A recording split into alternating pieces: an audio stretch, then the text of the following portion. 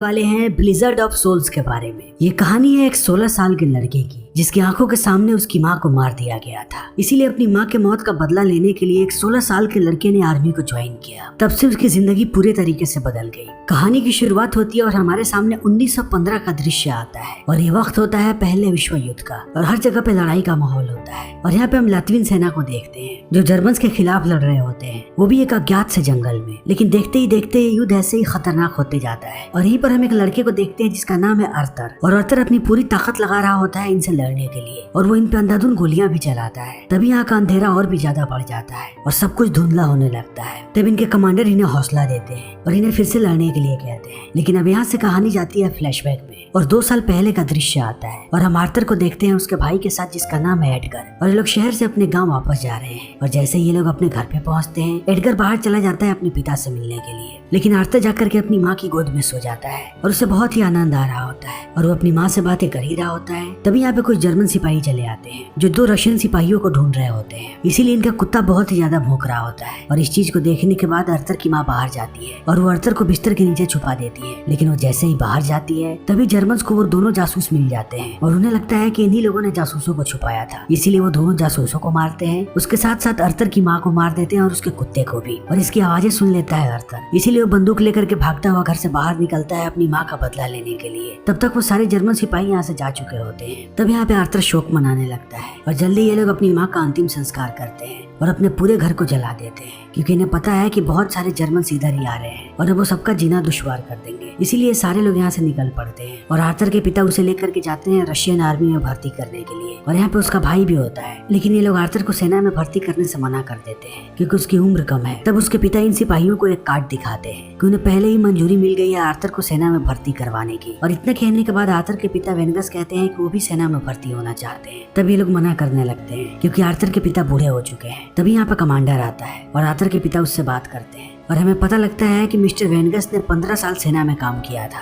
इसीलिए उन्हें भी सेना में भर्ती कर लिया जाता है। और देखते ही देखते इनकी ट्रेनिंग शुरू हो जाती है और आर्थर को ट्रेनिंग दी जाती है। लेकिन आर्थर के अलावा यहाँ पर और भी बहुत सारे बच्चे होते हैं जो बहुत ज्यादा मजाक करते हैं। इसीलिए मिस्टर वेनगस को जिम्मेवारी मिलती है कि वो इन सारे बच्चों को सुधारे और जो भी ऐसी गलती करे वो उसे सजा दें और उन्हें उनकी गलती का एहसास दिलाए। और मिस्टर वेनगस यही करते हैं और सबकी ट्रेनिंग ऐसे ही चलती जाती है। तभी एक दिन जब ये लोग खेल रहे होते हैं उसी बीच ये ऊपर जर्मन सिपाहियों के प्लेन्स को देखते हैं। लेकिन कुछ बच्चों को पता नहीं होता कि ये जर्मन लोग हैं, इसीलिए वो प्लेन्स को देखने लगते हैं क्योंकि उन्हें लगता है कि ये उनका ही प्लेन है। तभी यहाँ पे मिस्टर वेनगस भागते हुए आते हैं और वो सबको छुपने के लिए कहते हैं, इसीलिए सारे के सारे लोग नीचे छुप जाते हैं। तब तक जर्मन इन पे अंधाधुंध बॉम्ब गिराने लगते हैं और इस चीज को देखने के बाद सारे लोग दंग रह जाते हैं। और अब इन्हें पता लग चुका है कि जर्मन के दरवाजे तक आ चुके हैं, इसीलिए इनकी ट्रेनिंग यहीं पे खत्म कर दी जाती है और सारे लोगों को हथियार और यूनिफॉर्म दिया जाता है क्योंकि अब इन्हें युद्ध में जाना है। और देखते ही देखते ये सारे लोग पहुंच जाते हैं उस जगह पे जहाँ युद्ध होना है और सारे लोग ट्रेंचेस में छुपे होते हैं। लेकिन इन्होंने आज से पहले कभी भी युद्ध नहीं लड़ा है, इसीलिए कुछ बच्चों को सारी चीजें मजाक लगती हैं। फिर वो यहाँ पे मजाक करने लगते हैं और उनके मजाक को देखने के बाद बाकी भी लोग हंसने लगते हैं। तभी अचानक जर्मन पे हमला कर देते हैं और चारों तरफ से गोलियां चलने लगती हैं और जर्मन ने यहाँ पे एक बॉम्ब भी गिराया है जो जल्दी ही फट जाता है। इसीलिए अब सबकी हालत खराब होने लगती है। लेकिन वेनगस इन सबको आके बताता है कि हमने जर्मन को मार गिराया है, इसीलिए अब हमें आगे बढ़ना चाहिए और सब लोग अपनी अपनी बंदूकें तैयार रखो। इसीलिए अब सारे लोग आगे बढ़ने लगते हैं और जल्दी ही घुस जाते हैं दुश्मनों के इलाके में जहाँ हर तरफ कोहरा होता है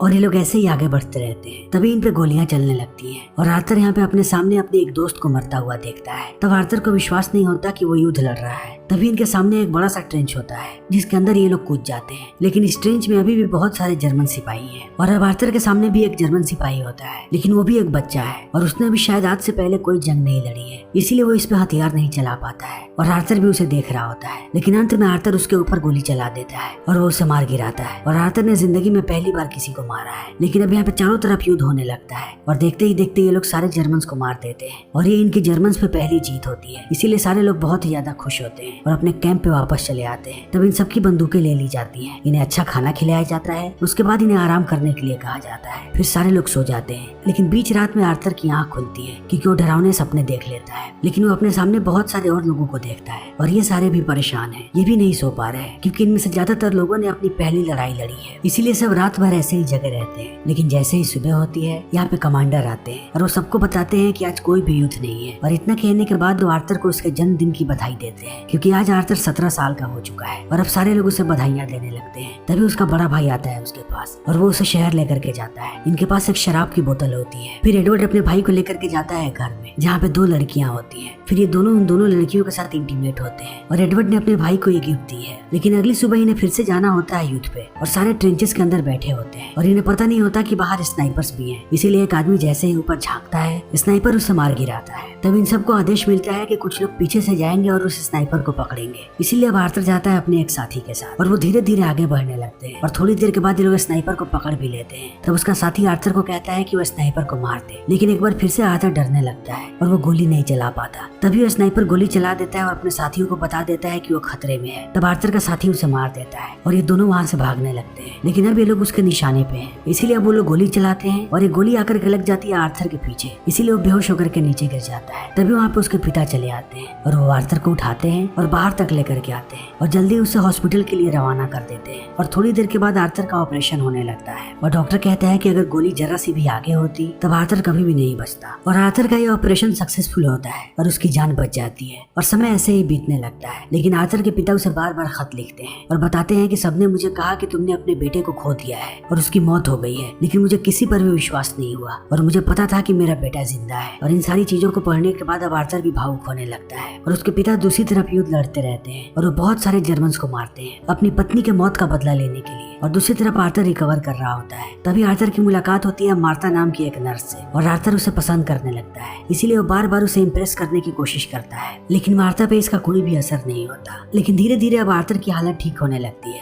और वो दिन आ जाता है जब आर्थर को यहाँ से डिस्चार्ज किया जाएगा। तब यहाँ पे आर्थर को लेने के लिए उसका भाई आता है और उसके साथ साथ कमांडर भी। तब मार्था आर्थर के यूनिफॉर्म्स को निकाल करके देती है। तभी आर्थर देखता है कि यहाँ पे सारे लोग डांस कर रहे हैं और गाना बजा रहे हैं। तब आर्थर इस मौके का फायदा उठाता है और वो मार्था को डांस करने के लिए कहता है और उसके साथ डांस करने के बाद वापस चला आता है युद्ध में। और वो एक बार फिर से बैटल फील्ड में होता है जब ये लोग एक बार फिर से जर्मन से लड़ने वाले हैं और अब आर्थर भी यहाँ पे लड़ रहा है। लेकिन अब यहाँ से धीरे से निकल करके आर्थर जाता है अपने पिता के पास। तब उसके पिता उसके भी चेहरे पर मिट्टी लगा देते हैं और उसे एक स्नाइपर देते हैं और कहते हैं कि अब तुम्हें दुश्मनों को मारने में बिल्कुल भी नहीं हिचकिचाना चाहिए, इसीलिए निशाना लगाओ, क्योंकि एक बार तुम हिचकिचाए थे तब तुम मरते मरते बचे। और इन बातों को सुनने के बाद अब आर्थर भी निशाना लगाने लगता है, लेकिन वो एक बार फिर से रुक जाता है क्योंकि वो किसी को भी मारना नहीं चाहता। तभी यहाँ पे एक गैस अटैक होता है और सारे लोग अस्त व्यस्त हो जाते हैं। और थोड़ी देर के बाद आर्थर अपने पिता के पास लौट के आता है। तब उसे अपने पिता की लाश मिलती है और उसी के पास एक दुश्मन भी होता है। तब आर्थर अपना होश खो देता है और उस दुश्मन की लाश को पीटने लगता है। लेकिन अब वेनेगस के मौत से सारे लोग निराश हैं क्योंकि एक बहुत ही अच्छा योद्धा था, इसीलिए उसका अंतिम संस्कार किया जाता है। और यहाँ पे कमांडर भी होते हैं और अब वेनेगस को 21 बंदूकों की सलामी दी जाती है और देखते ही देखते 1916 आ जाता है। तब हम देखते हैं कि रशियन, लैथियंस और साइबेरियन एक साथ मिलकर के लड़ रहे हैं और अब एडगर और आर्थर दोनों भाई एक साथ लड़ रहे हैं। इसीलिए रात में इन्हें टास्क मिलता है कि इन्हें दुश्मनों के इलाके में बॉम्ब लगाना है। फिर ये दोनों भाई जाकर के उनके इलाके में बॉम्ब लगा आते हैं और जल्दी वो बॉम्ब ब्लास्ट भी हो जाता है और इससे लैथवियन सेना को मौका मिल जाता है हमला करने का जर्मन्स पे। इसलिए वो सब पे हमला करने लगते हैं और बहुत देर तक यहाँ पे लड़ाई होती रहती है और अंत में लैथवियंस मार गिराते हैं जर्मन्स को और ये उनकी बहुत बड़ी जीत होती है। इसीलिए सारे वापस आकर के सेलिब्रेट करने लगते हैं। वो गोश्त बनाते हैं, खाते हैं और हर तरफ नाचते हैं। लेकिन सुबह सुबह उनके पास कमांडर आते हैं और कहते हैं कि अब तुम लोगों को अपनी पुरानी जगह पर वापस जाना पड़ेगा, क्योंकि आज सुबह सुबह साइबेरिया सेना ने मना कर दिया हमला करने से। और अब इस बात को सुनते ही ये सारे लोग फिर से चले जाते हैं लड़ने के लिए। लेकिन यहाँ पे हर तरफ बर्फ का तूफान आया हुआ है और सारे लोग ठंड से करा रहे हैं और एडवर्ड भी जान जाता है कि उसका छोटा भाई भी दर्द से करा रहा होगा। इसीलिए वो अपने भाई के पास जाता है और उसे आश्वासन देने की कोशिश करता है और उसे मोटिवेट भी करता है और आर्थर से थोड़ी दूरी पर जाकर के पोजीशन ले लेता है। तभी यहाँ पे एक बॉम्ब ब्लास्ट होता है और उस बॉम्ब ब्लास्ट में एडवर्ड के परखच्चे उड़ जाते हैं और उसके शरीर का एक टुकड़ा भी नहीं मिलता। इसीलिए अब आर्थर अपने भाई के शरीर के टुकड़े को ढूंढने लगता है और वो पागल सा हो जाता है। तभी यहाँ पे जर्मन सिपाही चले आते हैं और वो आर्थर को मारने ही वाले होते हैं। तभी लैथवियन सेना उन्हें मार देती है। लेकिन यहाँ पे अभी भी बहुत सारे जर्मन हैं,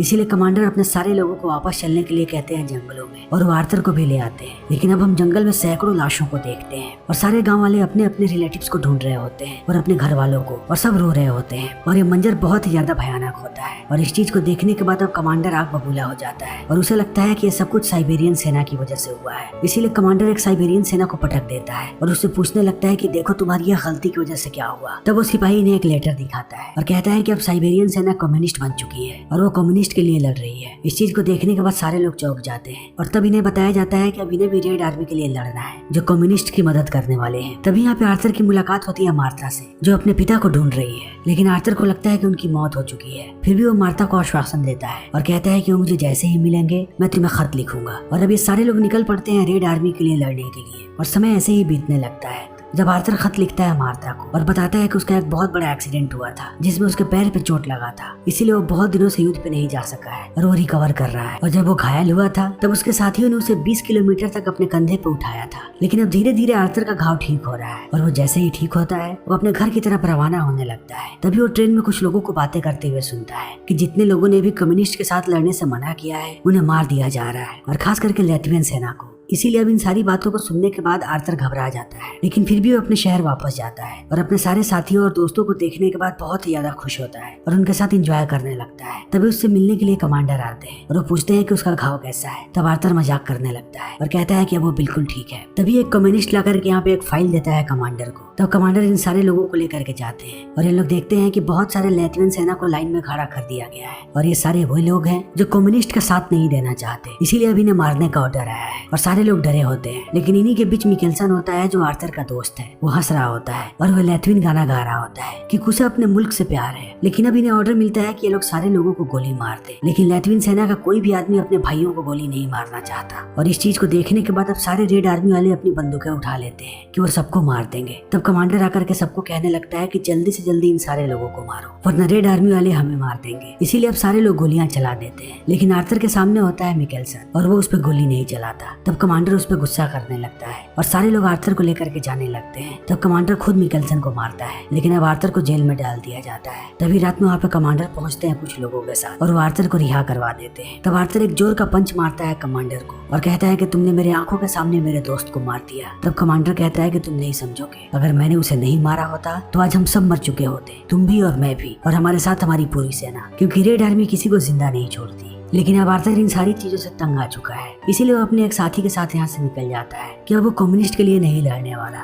बल्कि वो अपने देश के लिए लड़ेगा। इसीलिए वो लैटवियन सेना को ज्वाइन करने के लिए जाता है। तभी रास्ते में इन पे हमला हो जाता है और ये लोग भागने लगते हैं, लेकिन आर्थर का साथी मारा जाता है। मगर आर्थर अभी भी जिंदा है, वो बस थोड़ा सा घायल है और अब आर्थर को पता नहीं कि वो कहाँ जाए। इसीलिए वो आता है मार्था के पास और मार्था उसे देखने के बाद बहुत खुश होती है, क्योंकि साल भर पहले उसने उसे खत लिखा था। तब से इन लोगों ने एक दूसरे को खत तक नहीं लिखा है, लेकिन ये दोनों एक दूसरे से प्यार करते हैं। इसीलिए यहाँ पे ये लोग अपने प्यार का इजहार करते हैं और आर्थर यहाँ पे अपनी माँ की अंगूठी देता है मार्था को और कहता है कि वो जल्दी युद्ध को खत्म करके उसके पास आएगा, फिर ये दोनों शादी करेंगे। और इतना कहने के बाद अब आर्थर पहुंचता है अपने शहर और वो जाता है यहाँ के नेशनल आर्मी के पास, क्योंकि अब वो लैटवियन सेना के लिए लड़ना चाहता है। और जब वो आर्थर के एक्सपीरियंस को देखते हैं तब वो उसे तुरंत सेना में भर्ती कर लेते हैं और उसे नए सिपाहियों का कमांडर बना दिया जाता है और भेज दिया जाता है युद्ध में। तब आर्थर एक बहुत बड़ी टुकड़ी को लेकर के लड़ता है जर्मन्स के खिलाफ और ये लड़ाई बहुत ही ज्यादा घमासान होने लगती है। लेकिन आर्थर के पास सारे नए सिपाही हैं, इसीलिए वो उन्हें मोटिवेट करते रहता है और वो खुद खड़ा होता है, अपनी बंदूक उठाता है और दुश्मनों को मार गिराता है और सबको बताता है कि आखिर दुश्मनों को कैसे मारना है। और आर्थर को देखने के बाद सारे लोग वैसा ही करते हैं और ये लोग अंधाधुंध गोलियां चलाने लगते हैं जर्मन्स पे और ये लड़ाई बहुत देर तक चलती है और देखते ही देखते ये लोग जर्मन्स पे भारी पड़ने लगते हैं और उन्हें मार गिराते हैं। और अभी आखिरी समय होता है, ये लोग जीतने वाले होते हैं। तभी एक गोली आकर के लगती है आर्थर को और वो नीचे गिर जाता है और अपनी आखिरी सांसें लेने लगता है। तब उस समय वो उसी युद्ध को याद करता है जब वो अपने भाई के साथ लड़ रहा था और उसके भाई की मृत्यु हुई थी।